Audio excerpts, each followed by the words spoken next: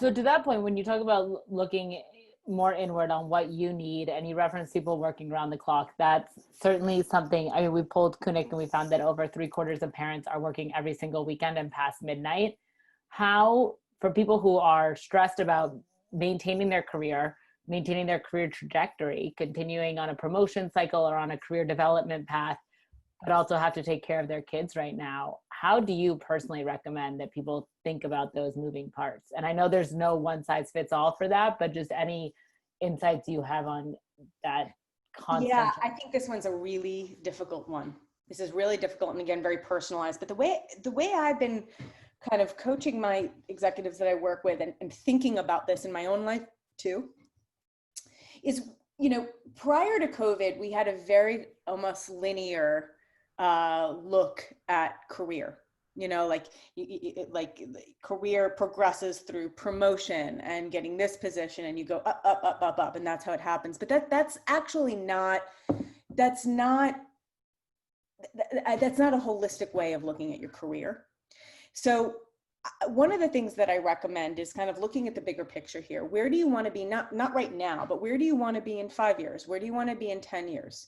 And dissect that a little bit. What does that look like skill set wise? What does that look like experience wise, right? Mm-hmm. So if I want to get to this position in 10 years, like what are the experiences and skill sets, and what do I need to develop?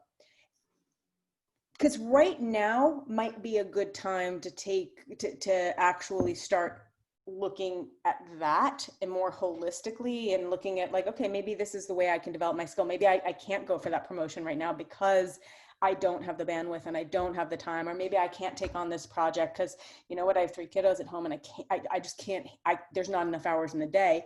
But I can start reading these books around skill set, or I can start listening to these courses or podcasts or things that are going to develop my skills to help me get to where I want to go. So thinking it more that way around career development versus the traditional linear way can kind of help us shift our mindset a little bit, because obviously what comes along with not, we're in the habit of thinking of career this way.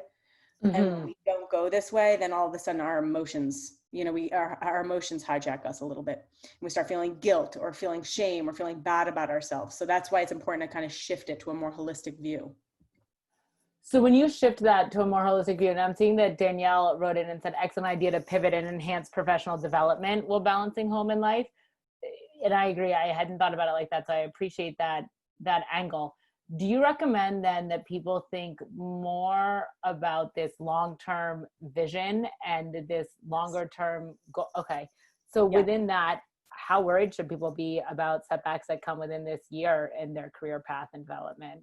I mean, look, I can't tell people to stop being worried. We've been on this grind. Like, look at our kind of culture. We are like the grind culture, right? Like, we are now being forced to come to this complete halt. And like all of a sudden, and you see the statistics of women's careers being impacted so much. Concerning. It's very concerning. But if we take that view that we've always had of what career progression looks like, we're going to feel like crap. And when you feel like crap, when you get emotionally hijacked, your ability to work it becomes much harder to plow through that. So it's so important to take the long-term view, and not to get all cheesy and all of that. But one of the things that might be worthwhile, and you can do it with your family, this is a great family activity. But one of the things you might want to do is do some vision boarding, mm-hmm. like of where do I want to be? How do I want to show up? What do the next 10, 15, 20 years of my life look like? Because with that, and kind of visualizing that, depending on what kind of learner you are, visualizing that, you kind of start to see, wait a second, there are different aspects here that I might have also been neglecting that I actually want as part of my life, career-wise, personal, all of this, that you can start tackling. And it also starts, when you look at it, when you vision board and you look at it that way, it shifts your mindset into a more long-term view versus that kind of like goal. Yeah. Which we might not be able to accomplish right now due to which is also, it's a hard mind shift though. If you've been very goal oriented your whole life, to try and switch that takes, I would imagine, quite a bit of, I haven't tried it, but I would imagine it would take a lot of practice. It's very hard. And it's about kind of, like pulling from Dweck's research on fixed and growth mindset, a lot of us have this fixed mindset about how our careers look and how they progress, or how we professionally progress. It is about shifting into a growth mindset and recognizing that like it might not look this way that we believed or thought. And if you look back at your lives, I'm sure there's things that haven't gone your way that you planned. And it actually, I'm sure there's a few things like this. And it actually, you know, in the line, it like actually worked out okay. And you actually may have worked out better. Mm-hmm.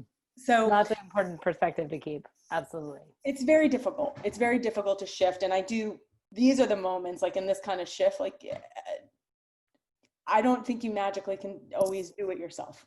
Yeah. No, that makes sense. Having a trusted advisor or a friend or someone that you can talk to and partner with to do this is often helpful. And give that outside perspective. Yeah. Mm-hmm. That makes a lot of sense.